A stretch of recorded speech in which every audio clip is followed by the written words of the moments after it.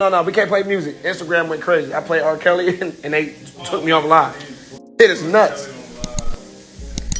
Yo, Milan, I played R. Kelly and they took me off live.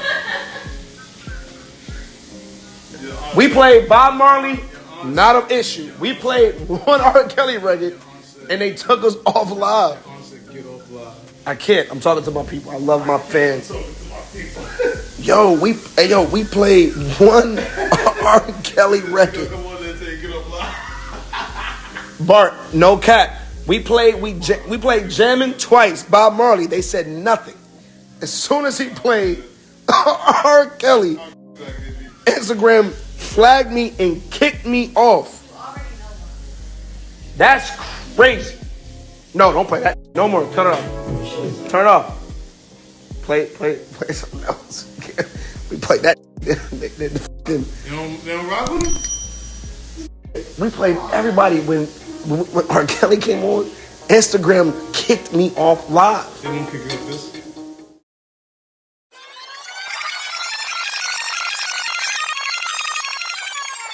Good feeling, but I was a little nervous. The DJ was hot, played all the records I wanted to hear. I'm the one. And I got a chance to kind of let loose and dance a bit, which was fun. It was a cool night.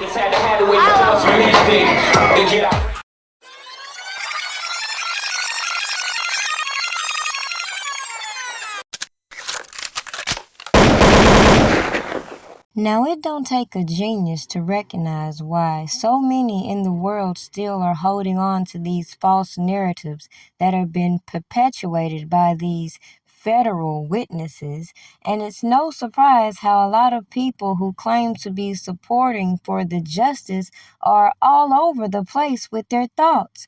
But clearly, it was the main people involved in this case that put out all the red flags I needed to see, that showed me exactly all of the things that were being put on these platforms, that exposed the tactics these prosecutors were using in the courtroom. And the fact that they wanted to selectively pick and choose what information they wanted to present, just like the general public. And their selective hypocrisy when they see certain people's names being thrown out here and all of these accusations hurled towards Robert Kelly, and want to act oblivious to how it shows the lack of credibility these witnesses had as a whole. But instead, people were so entertained by goofy-ass people who wanted to spend most of their time on the internet doing shit like this.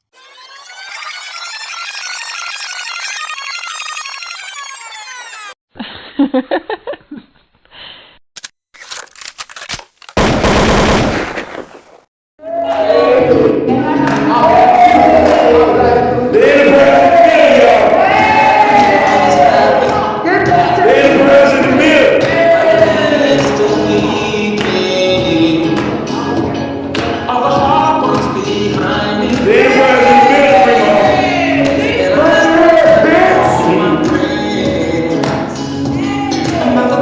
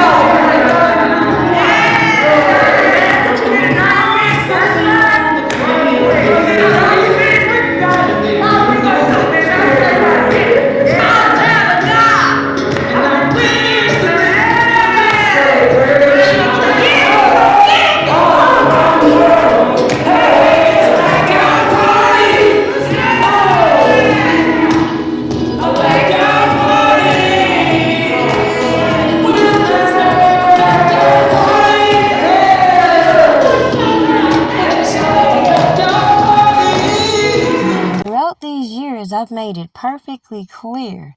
All these people that have been conspiring and shooting their shots and trying to get me to respond to the things they say about me, the things they think about me, further solidified why I believe they're dumb.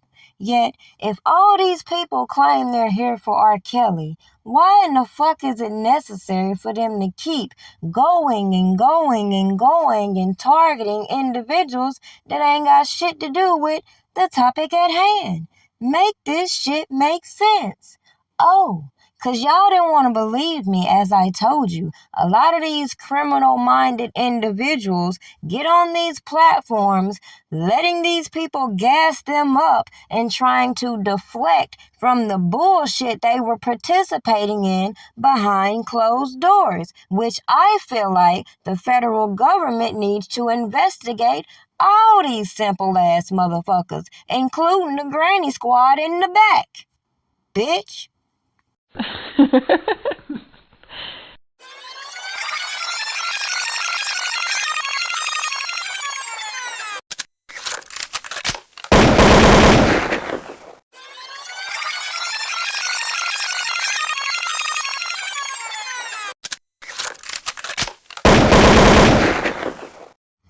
Now, even as I ignored this simple-minded fool over here reposting my messages trying to put a spin on something she clearly don't know what the fuck's going on, clearly what I present to you all is this is the very bullshit that people were engaging in, which is all criminal in my opinion, that should be investigated. That means all these people that involve themselves included. And I don't give a damn how anybody feels. So let's get back to the topic at hand. Because the most important part is, as I was giving you all reasonable doubt when it comes to this Aaliyah situation, these janky ass motherfuckers went in overdrive trying to prove everything I said was a conspiracy and that this marriage was legit.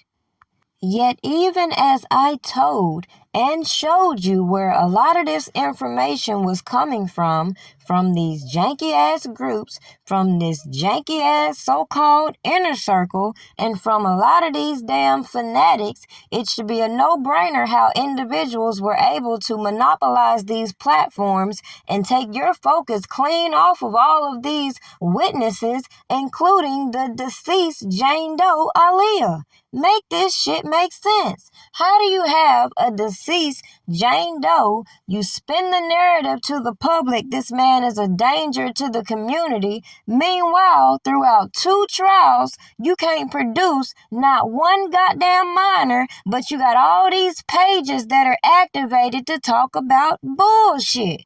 And then when you see these celebrities come out here and sprinkle a little bit of things that make you think a little bit, people don't even want to accept the common sense in what is playing out in our face and how these people have painted this whole RICO enterprise, bypassed the common sense that these people speak on, and clearly have abused their authority in trumping up these padded cases. Now, with that said, let me also direct your attention to the PSR report, in which I believe R. Kelly himself gave you more insight as to what really was going on with Aaliyah. And it's not far-fetched that she could have had this little crush on him, considering her uncle paired her with him in order for this whole publicity stunt to launch her career in the first fucking place. Whose fault is it all these other janky-ass individuals tried to monopolize the situation?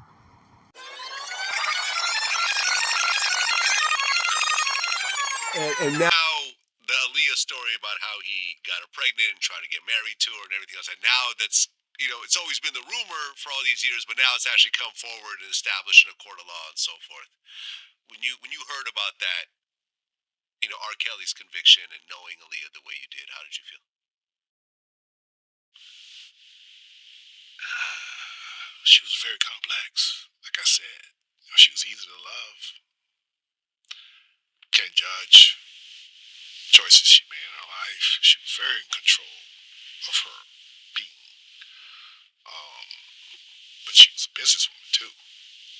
super smart, right?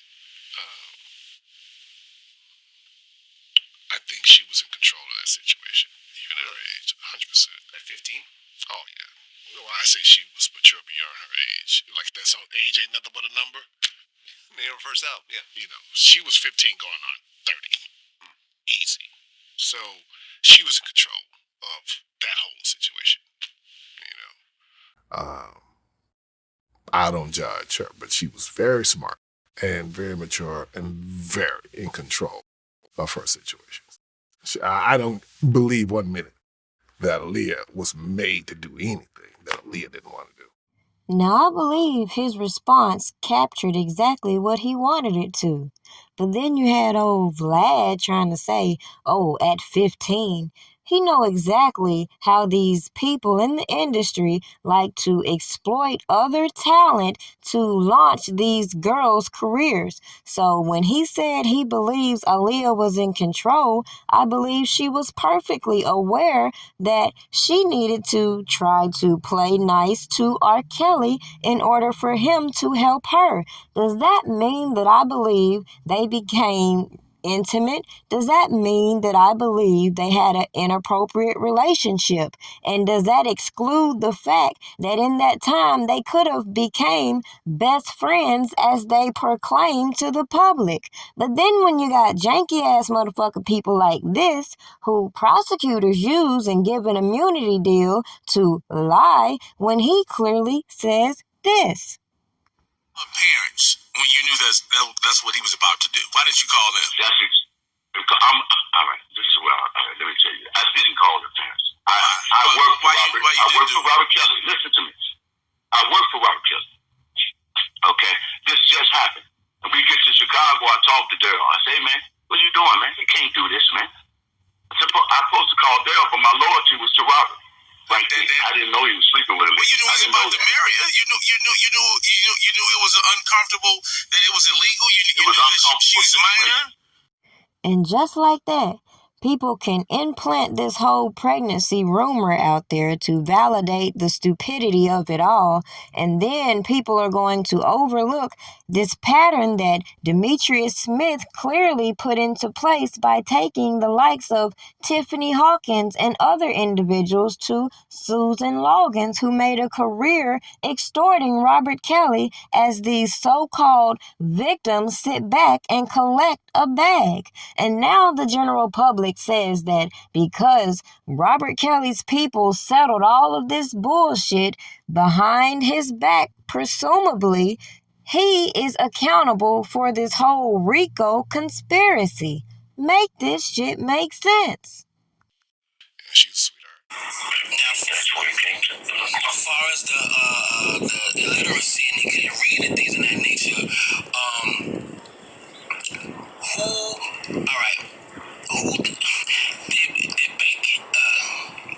Barry Hankerson was aware of that, right? Oh, yeah. Now, because I had Robert, I took Robert. Exactly. So, I'm sorry, go right ahead. Go ahead. Well, I just let him know how Robert was, because Robert, we went to audition for a play that Barry Hankerson was doing at the Diego Theater on 79th in Chicago. And Robert couldn't read, so I knew that I would have to be the one to read the script. And I didn't know if they was going to go for that because they heard his voice, and that was appealing. So I saw Mr. Hankerson sitting in the audience, and I went out there and I sat with him, and I convinced him to listen to Robert right there. And I went and got his keyboard out the car. Robert played for him, and that's history now. Right. Because Barry went right to work. And he damn sure, did he fuck him over on any of his projects since he knew that he couldn't read in some sort? Well, when you're in the beginning of the game, it's like coming in new. Right. Here's a golden goose. That's right. And Barry, at the same time, was a businessman. Right. And that's how I see Mr. Hankerson as a businessman. He always showed me the game of business. He was a businessman. Did he take advantage of it? For me, did he have the opportunity? Was in the beginning, probably had a vision to want to control this. Right. So I would think that that's a natural thing that any businessman would want to do, but to misuse him, I I didn't see Robert's paperwork. Robert he did have a way with Robert to where Robert swayed to Barry and away from me. Now just reflect on all these sources that have been on these platforms that couldn't even give you the basic concept of where I was going with my common sense approach. Clearly, I'm not here to tell you about some shit I wasn't there to witness firsthand. But when I saw how people were strategically moving, how they were intentionally putting shit out here, I obviously gave you a different perspective.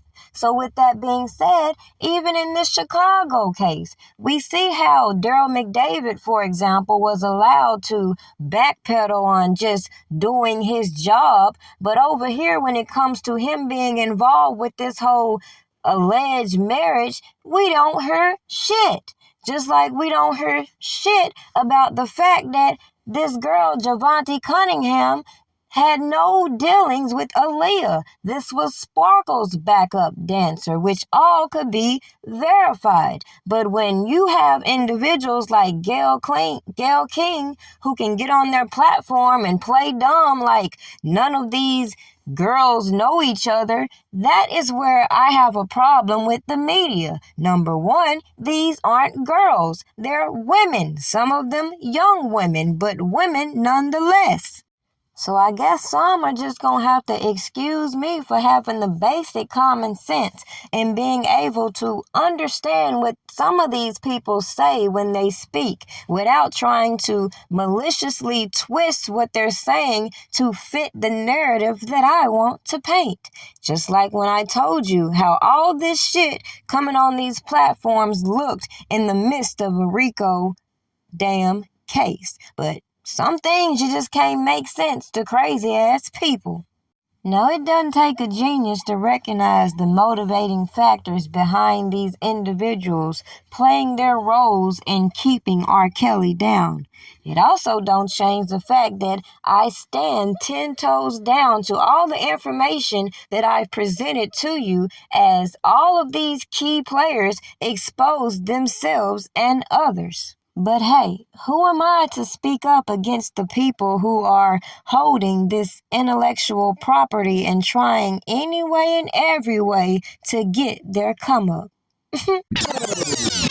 Around Robert, did your relationship turn from friendship into something sexual? So,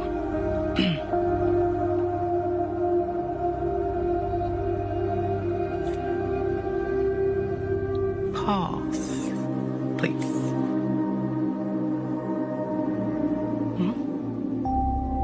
Need some water? Yeah, right.